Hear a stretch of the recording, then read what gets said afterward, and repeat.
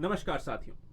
BPSC का prelims exam निकल जाए तो मेंस को लेकर के अगली कड़ी चुनौती आती है, क्योंकि नॉलेज ऑलरेडी आपके पास है और मुकाबला मेंस में आपके नॉलेज के साथ साथ स्ट्रक्चर और प्रेजेंटेशन का आ जाता है। क्योंकि यहाँ पे सिर्फ ऑब्जेक्टिव टाइप के क्वेश्चंस नहीं है, यहाँ आपको रिटन में भी आपको अच्छा करना होता है। एक तरफ आपको जीएस होता है तो दूसरी तरफ आपको देखा जाए तो एसए का भी पेपर है।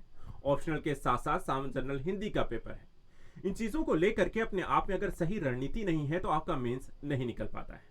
और इसीलिए यह जरूरी हो जाता है कि बीपीएससी मेंस की तैयारी करते समय आप हर एक पेपर को लेकर के परीक्षा के अनुरूप यहां पे तैयारी सिर्फ ना करें, बल्कि अपने आप को लगातार बेहतर प्रेजेंटेशन और स्ट्रक्चर को लेकर के अपनी नॉलेज को लगातार निखारते रहें।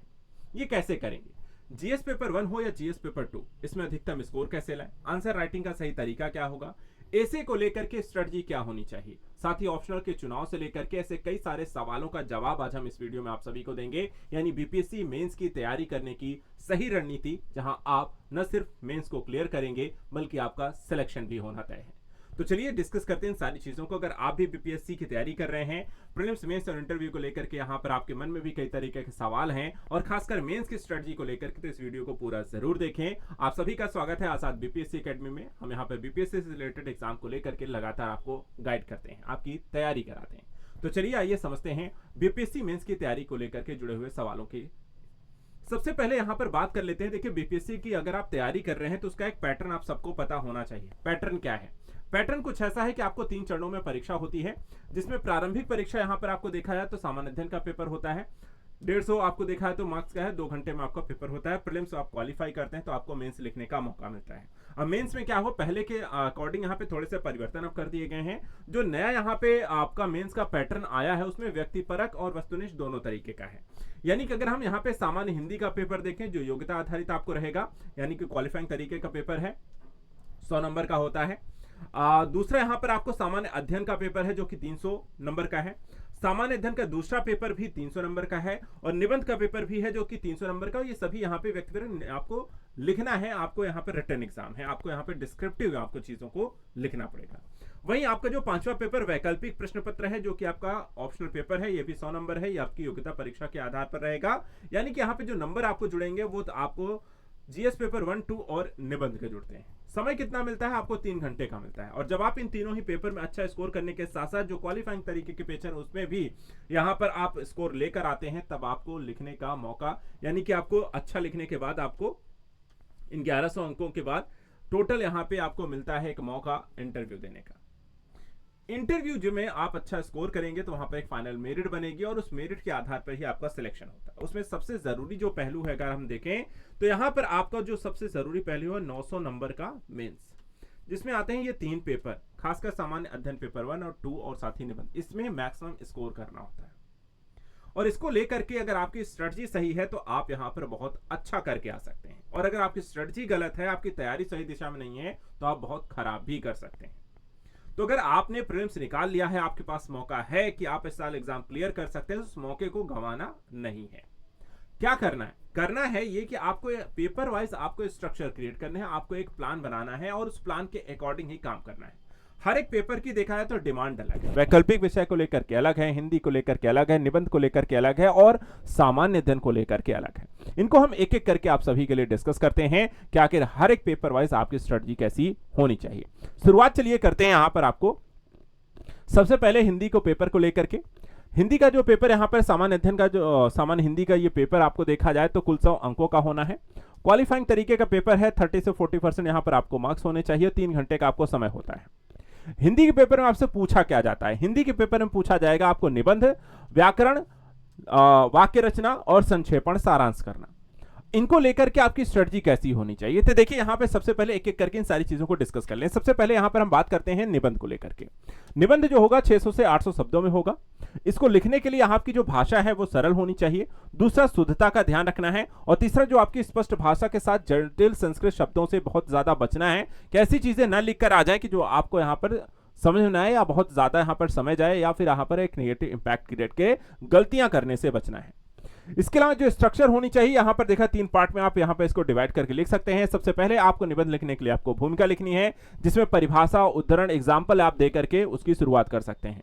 दूसरा यहां पर मुख्य भाग है जहां कारण, प्रभाव और समाधान के बारे में डिस्कस करना है, और तीसरे चरण में निष्कर्ष लिखते समय आपको सकारात्मक दृष्टिकोण देते हुए उसकी समाप्ति करनी है। तो ये निबंध का कुछ स्ट्रक्चर आपको ऐसे क्रिएट करना, और निबंध आप लगातार आपको प्रैक्टिस करनी है। प्रैक्टिस के लिए यहां पर देखा है तो कई सारे टॉपिक्स आप लिख सकते हैं, जैसे डिजिटल इंडिया, महिला शक्तिकरण, बिहार का विकास, पर्यावरण संरक्षण जैसे टॉपिक्स को उठा करके उन पर यहां पर आप लिखें। इसके अलावा प्रीवियस ईयर के पेपर ले सकते हैं, और उस प्रीवियस ईयर पेपर में यहां पे जो भी टॉपिक्स पूछे गए उन पर भी आप इसी फॉर्मेट को यहां पर अप्लाई करते हैं, उसको आंसर आपको ऐसे राइटिंग करना है। संक्षेपण के लिए यहां पे देखिए मूल अनुच्छेद जो है 1 से 3, 1/3 आपको करना है जो आपको दिया गया है, उसका 1/3 लिखना होता है। दूसरा अपनी भाषा में लिखना होता है, और शीर्षक यहां पे जरूर आपको देखना है। अपने आपको लगता है उस पैराग्राफ को पढ़ने के बाद शीर्षक क्या होना चाहिए वहां पर आपको देखना है। इसके लिए सबसे अच्छी चीज होती है अखबार। जो भी यहाँ पे आर्टिकल आते हैं, जो बड़े बड़े यहाँ पर आपको लिखे जाते हैं किसी एक टॉपिक पर, उसको पूरा पढ़िए और पढ़ने के बाद उसे अपने शब्दों में लिखने की कोशिश करिए, और उसके बाद एक हेडिंग उसे दीजिए कि आप वहां पर उसका शीर्षक क्या होना चाहिए। वो सबसे अच्छा प्रैक्टिस एक सत्र होता है। इसके अलावा देखा जाए जो संक्षेपण के साथ साथ आपको देखें व्याकरण को लेकर के इंपॉर्टेंट जो है वहां पे आपको संधि, समास, वाक्य शुद्धि, पर्यायवाची, विलोम, मुहावरे, अलंकार हैं। इसके लिए क्या कर सकते हैं, ऐसे टॉपिक्स को कम से कम डेली जो होते हैं 20 से 30 प्रश्नों को हल करें। प्रीवियस ईयर के क्वेश्चन पेपर निकाल लें, आपको प्रैक्टिस सेट आपको आती हैं, मॉडल पेपर्स आपको आते हैं, वहां पर आप जाइए और ऐसे टॉपिक्स पर आपकी प्रैक्टिस ही आपके लिए सबसे अच्छा इलाज है। आपको डेली चीजों को पढ़िए और डेली 20-30 का प्रैक्टिस करिए, इससे चीजें रिवाइज होती रहेंगी और याद रहेंगी। जितना क्वेश्चन के फॉर्मेट आप देखोगे उतना अच्छा रहेगा। इसके अलावा पत्र और आवेदन को लेकर के फॉर्मेट क्या होगा, कोई पत्र लेखन या लेटर राइटिंग अगर आपको करनी है तो उसके लिए यहां पे जो प्रोसेस होना चाहिए, देखिए प्रेक्षक है, प्राप्तकर्ता है, विषय है, मुख्य भाग है और धन्यवाद। ये इस तरीके से यहां पर एक शैली को क्रिएट करें पत्र लेखन की, और वहां पर देखा है तो उस फॉर्मेट को अप्लाई करते हुए डेली किसी एक दो टॉपिक्स पर यहां पर लिखने का प्रयास करें। और ये सबसे अच्छा है सामान्य दिन के इस पेपर के लिए, सामान्य हिंदी के इस पेपर के लिए आप प्रीवियस ईयर के क्वेश्चन और मॉडल पेपर्स को उठाइए और एक एक यहां पर पार्टीशन करके यहां पर डेली कम से कम 1-1 घंटे यहां पर आप प्रैक्टिस करिए। आप इस पेपर में सिर्फ आपको क्वालिफाइंग करना है, तो यहां पर इतनी प्रैक्टिस जरूर लेकिन करनी है कि आपका ये पेपर रुकना नहीं चाहिए। जब आप इस पेपर में यहां पर इतने नंबर लाने में सक्षम हो जाते हैं तो उसके बाद आपको आना है दूसरे चरण में। दूसरा चरण जो होता है वो आपके नंबर जुड़ते हैं। इसमें पहला देखिए अगर आएगा आपका जीएस पेपर, जीएस पेपर 1 को लेकर के देखा जाए जो आपको सब्जेक्ट है, इस सब्जेक्ट में पूछा क्या जाएगा, इस पेपर में पूछे जाएंगे जो सब्जेक्ट है भारतीय संस्कृति, भारत का आधुनिक इतिहास, वर्तमान में महत्वपूर्ण अंतर्राष्ट्रीय और राष्ट्रीय घटनाएं, सांख्यिकी विश्लेषण, आरेख और ग्राफ। 4 तरीके के टॉपिक हैं जो आपको पेपर 1 में जीएस के अंतर्गत पूछा जाएगा। अब इस पेपर में अच्छा स्कोर करने के लिए आपकी स्ट्रेटजी क्या होनी चाहिए, देखिए यहां पे सबसे पहले जो पढ़ने को लेकर के है तो आपके पास कम से कम एक, जैसे कि हिस्ट्री है, उसके लिए यहां पर आपके पास एक एनसीईआरटी बुक होनी चाहिए और साथ ही साथ एक स्टैंडर्ड बुक होनी चाहिए जिसके माध्यम से आपके पास नॉलेज की कमी नहीं हो। प्रीलिम्स निकाल कर आए हैं तो आपके पास वो स्ट्रेटजी होगी, वो जानकारी होगी, वो नॉलेज होगा, ठीक है। उसके बाद आते हैं तीसरे चीज बिहार स्पेसिफिक डेटा जो जरूरी है, क्योंकि बिहार के इतिहास को लेकर के भी प्रश्न आपसे आएंगे।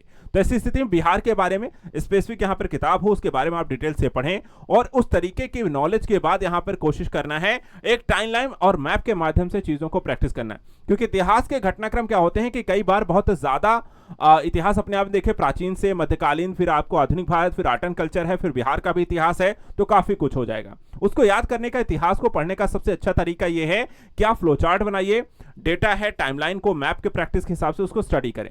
क्योंकि इतिहास अगर आपको डेटा अगर गलती नहीं होता है तो आप बहुत अच्छा कर सकते हैं, स्टोरी वाइज चीजों को याद रख सकते हैं। इसके अलावा आंसर स्ट्रक्चर भी आपको करना है।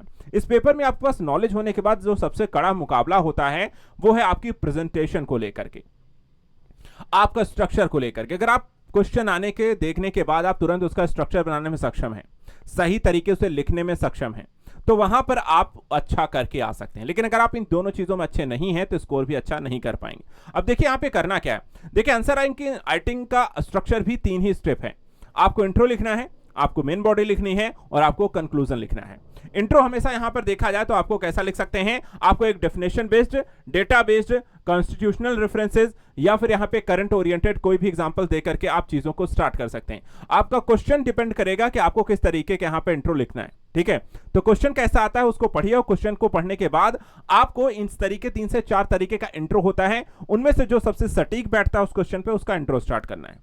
मेन बॉडी में आना है, मेन बॉडी में क्या लिखना है, क्वेश्चन यहां पर किस चीजों के बारे में पूछ रहा है, यानी कि यहां पर आपको सब हेडिंग्स डाल करके, डायग्राम डाल करके, एग्जांपल्स दे करके आप यहां पर अपना मेन बॉडी को पुख्ता करेंगे। क्वेश्चन को इंट्रो के साथ यहां पर मेन बॉडी को इंट्रो से जोड़ते हुए चीजों का विस्तार करेंगे। जो भी क्वेश्चन में पूछा गया है उसको बकायदा लिखेंगे, डायग्राम्स बनाएंगे, अट्रैक्टिव होने के लिए एग्जाम्पल देंगे ताकि वहां पर उसे समझने में एग्जामिनर को आसानी हो। साथ ही यहां पर आपकी नॉलेज किस तरीके की, कितनी डीप है, वो भी वहां पर आसानी से पता चल सके।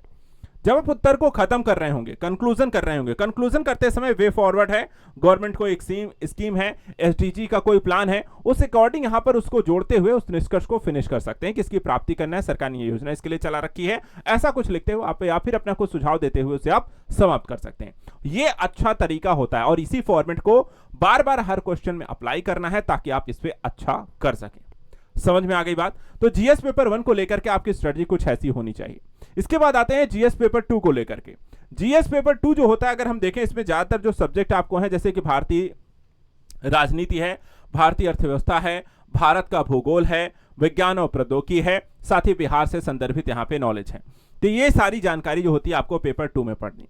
अब पेपर 2 में जो ज्यादातर हाई वेटेज के अगर टॉपिक्स आते हैं, देखिए आंसर राइटिंग सेम प्रोसेस है जो भी हमने डिस्कस किया, सेम उसको वैसे ही अप्लाई करना है पेपर 2 में भी।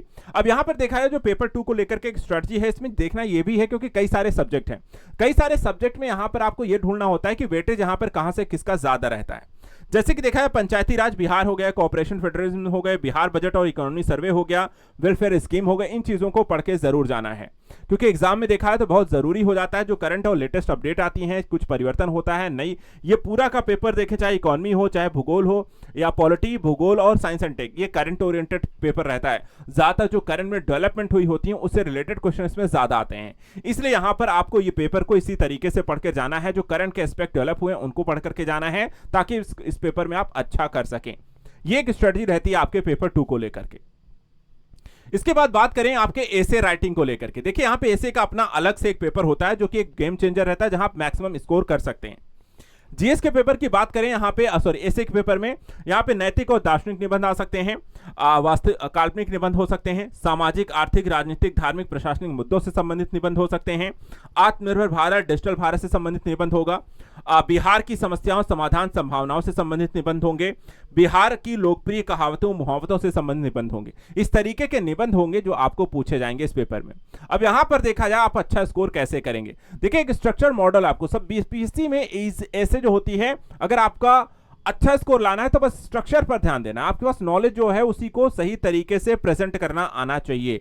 अब यहां पर इसके लिए सबसे पहले जो इंट्रो है, इंट्रो को देखा जाए सबसे जरूरी पहलू होता है ऐसे में, इसलिए इंट्रो को या तो आप बहुत इंगेजिंग बनाइए। इंगेजिंग कैसे कर सकते हैं? किसी स्टोरी से शुरू कर सकते हैं, या कोई लेटेस्ट रिपोर्ट या डेटा को जो बहुत ही इंपैक्टफुल हो उसको आप सीधा डाल सकते हैं, या फिर देखा जाए तो आपको सीधा कॉन्स्टिट्यूशन से जोड़ करके उसकी चीजों को पुख्ता करते हुए सीधा स्टार्ट कर सकते हैं। इस तरीके की चीजें काफी इंपैक्टफुल रहती हैं, ऐसे के लिए कनेक्ट करती हैं और साथ ही इंगेज करती हैं आपके एग्जामिनर को, ताकि आप अच्छा वहां पर चीजों को पढ़े, थोड़ा सा देखें और आपको अच्छा नंबर दे। इसके साथ साथ देखा जाए तो आपको मल्टी डायमेंशनल एनालिसिस करना चाहिए, यानी कि आपका ऐसे जो होता है किसी एक ही पर्सपेक्टिव को लिखा नहीं होना चाहिए। जैसे कि किसी टॉपिक के आपको इकोनॉमिकल पर्पस हो गए, आपके राजनीतिक हो गए, ऐतिहासिक पहलू हो गए, सांस्कृतिक चीजें हो गई, साइंस एंड टेक के पहलू हो गए, सरकार की योजनागत पहलू हो गए, कई तरीके से उस टॉपिक को लिखना है। मल्टी डायमेंशनल एक अप्रोच रखना है और कई सारे एंगल्स को कवर करते हुए उसे चीजों को लिखना चाहिए, ताकि यहां पर एक रहे कि हाँ नॉलेज जो होती है आपको उस स्ट्रक्चर के बेसिस पे आपको सब कुछ कवर करते हुए लिखा होना चाहिए, एकांगी नहीं होना चाहिए। इसके अतिरिक्त देखा जाए तो बिहार का एग्जाम्पल जरूर दें। इससे यह कनेक्ट होता है कि जो टॉपिक आपने लिखा हुआ है वो बिहार से कैसे रिलेट कर रहा है, बिहार में उसको लेकर के क्या समस्याएं हैं, वो काफी इंपैक्टफुल रहता है कि आपको इंडिया के पर्पस से नहीं बल्कि बिहार का बीपीएससी एग्जाम है तो बिहार से रिलेटेड वो टॉपिक कैसे है, कहां कुछ क्या चल रहा है उससे रिलेटेड, वो जरूर वहां पर एग्जाम्पल्स दें, घटनाएं लिखें, डेटा दें, वो जानकारी जरूर होनी चाहिए। और इसके साथ साथ कंक्लूजन हमेशा जो होती है, देखिए बहुत सारे लोग यहाँ पे कंक्लूजन को अच्छे से नहीं लिख पाते हैं, नेगेटिव लिखते हैं या फिर समझ नहीं आता या आधा अधूरा लिखते हैं या फिर वहां पे कंक्लूड भी सही तरीके से नहीं करते हैं, जो कि एक बहुत बड़ा नेगेटिव मार्किंग होती है। बिना कंक्लूजन के, कहते हैं बिना पिक्चर की एंडिंग की कोई पिक्चर ही नहीं है। तो पिक्चर जब भी हम देखने जाते हैं ना उसकी एंडिंग देखते हैं कि आखिर लास्ट में होता क्या है, लेकिन इसी तरह ऐसे भी होती है। ऐसे का अगर आपने एंडिंग अच्छी नहीं की है, आपने उसे आधा अधूरा लगेगा, और आधे अधूरे का नंबर भी आपको वहां पे एक नेगेटिव इंपैक्ट पड़ता है और आपको नंबर भी वैसा ही देगा।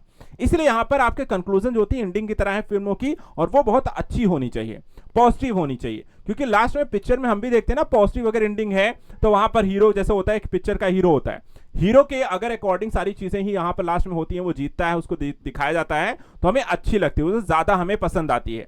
लेकिन अगर निगेटिव चीजें अगर हमें देखें तो पिक्चर को लेकर के हमें उतना अच्छा यहाँ पे प्रभाव नहीं आता है। ठीक वैसा ही है, ऐसे भी ऐसा ही, अगर आप पॉजिटिव चीजें लिखते हैं तो वहां पर जो एग्जामिनर होता है उसके लिए क्या होता है, वो पढ़ने के बाद वो भी यहां पर आपके लिए अंकों को देने के लिए भी वो थोड़ा सा पॉजिटिव यहां पर दिखेगा, अन्यथा वहां पर निगेटिव मार्क्स भी आपको दिख सकते हैं। तो ये चीजें यहां ध्यान रखनी है। तो ऑप्टिमिस्टिक होनी चाहिए, विजन ओरिएंटेड होनी चाहिए, फ्यूचरिस्टिक होनी चाहिए, प्रभावशील होनी चाहिए, और इस तरीके का चीजें यहां पर आपको कंक्लूड करना है।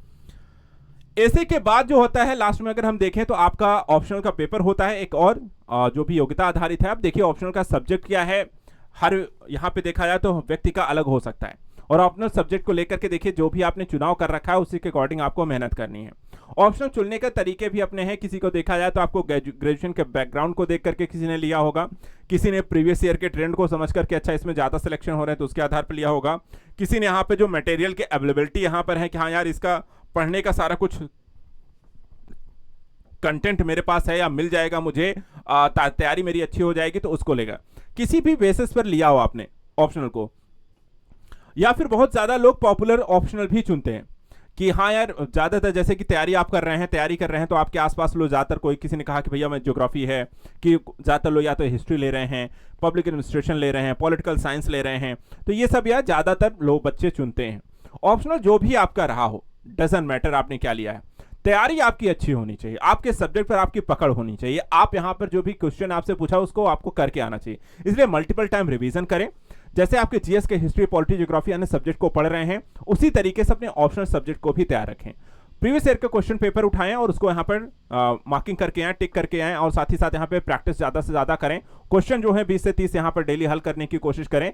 जितना ज्यादा यहाँ पर आपकी नॉलेज पुख्ता होगी उतना यहाँ पर आप इसमें अच्छा स्कोर कर सकते हैं, क्योंकि यहाँ पे देखा जाए तो ये ऑप्शनल एक तरह के रैंक डिसाइडर चीजें नहीं रह गई हैं, वहां पे उस चीजों को वैकल्पिक कर दिया है, तो इसलिए यहाँ पे चीजें आपके लिए आसान हो गई हैं, लेकिन फिर भी यहाँ पे योग्यता आधारित है तो उसको यहाँ पर उसी तरीके से पढ़ के जाना है। एट द लास्ट देखा जाए तो आपको बीपीएससी में मेंस में सबसे जरूरी जो पहलू है, पढ़ाई सबसे और सबकी होती रहती है, सिलेबस सबका सेम है, स्ट्रेटजी मटेरियल सबके सेम है, सब्जेक्ट्स पास सबके हैं, तैयारी सब करते हैं, लेकिन आपका सिलेक्शन होगा या नहीं होगा ये डिपेंड करता है कि आपने लिखा कैसे है, आपकी आंसर राइटिंग कितनी पुख्ता है, आपका स्ट्रक्चर, प्रेजेंटेशन, डायग्राम किस तरीके से आपने उसी चीजों को लिखा है, कितना इंटरैक्टिव है, कितना आपको देखा जाए तो इंपैक्टफुल है। ये चीज होती हैं जो आपको मायने रखती हैं और आपको ज्यादा नंबर भी दिलाती हैं। इसलिए सबसे अहम जो पहलू हो जाता है वो है आपकी आंसर राइटिंग। तो बीपीएससी में आंसर राइटिंग का रोल सबसे अहम है, और इसलिए कोशिश ये करनी है कि आंसर राइटिंग में कम से कम 3 से 5 जीएस के क्वेश्चन जो है, अगर आपका मेंस आ जाता है 2 से 3 महीने बचते हैं तो 3 से 5 जीएस के क्वेश्चन आपको डेली लिखने हैं। इसी तरीके से एक ऑप्शनल और एक यहाँ पे डायग्राम ओरिएंटेड, ऑप्शनल के लिए एक अलग से टाइम निकालिए, उसको सामान्य हिंदी के लिए ऐसे एक अलग से टाइम निकालिए, उसको भी यहाँ पे पढ़ते रहिए, और साथ ही साथ यहाँ पर ऐसे कम से कम एक यहाँ पर लिखना है, एक ऐसे 3 से 5 जीएस के क्वेश्चन है ऑप्शनल और हिंदी के लिए यहाँ पर आपको टाइम देना है। और साथ ही साथ देखा जाए तो यूज जो करना है ज्यादा प्रभावशील बनाने के लिए, उत्तर को यहाँ पे सिर्फ हेडिंग पॉइंट पैराग्राफ में ही मत लिखिए, बल्कि उसको आकर्षक बनाने के लिए अपने उत्तर को लिखने के तरीके में भी प्रयोग करिए। लाइकवाइज जैसे कि फ्लो चार्ट बनाइए, मैप बनाइए, डायग्राम बनाइए, डेटा को प्रेजेंट करिए, कमेटी रिपोर्ट्स को शामिल करिए, और इस तरीके की चीजें तभी आएंगी जब आप लगातार आंसर राइटिंग की प्रैक्टिस करेंगे। इतना कुछ जब आप करेंगे तभी आपका मेंस में सिलेक्शन होगा, अन्यथा तैयारी बहुत सारे अभ्यर्थी करते हैं, हर साल करते हैं, और लाखों के भीड़ में कुछ हजार लोगों का ही सिलेक्शन होता है, और कई बार संख्या इससे भी कम होती है। इसलिए अगर आपको टॉपर्स बनना है, सिलेक्शन लेना है, तो जो चीजें बताई गई हैं उसको फॉलो अप करिए, और लगातार आप अपने आप को इंप्रूव करने के लिए प्रैक्टिस और रिवीजन पर फोकस करिए। बीपीएससी परीक्षा को लेकर के यदि आपके मन में और भी कई तरीके के सवाल हैं, दुविधाएं हैं, तैयारी को लेकर के समस्या आ रही है, तो आप हमारे साथ जुड़े रहिए, कमेंट करके हमें बताइए सत्र कैसा लगा, और साथ ही बीपीएससी तैयारी को लेकर के जुड़ी हुई समस्याओं को भी कमेंट करके हमें पूछें, उसके बारे में हम लगातार आपको गाइड करेंगे, प्रिपरेशन कराते हैं और साथ ही साथ अन्य तरीके की जानकारियां भी देते हैं। यदि आप भी बीपीएससी एग्जाम की तैयारी कर रहे हैं तो जुड़िए आज़ाद एकेडमी लर्निंग ऐप में, जहां पर बीपीएससी के कोर्सेज अवेलेबल हैं प्रीलिम्स से लेकर के इंटरव्यू तक। आज के लिए इतना है। Thank you so much and good luck.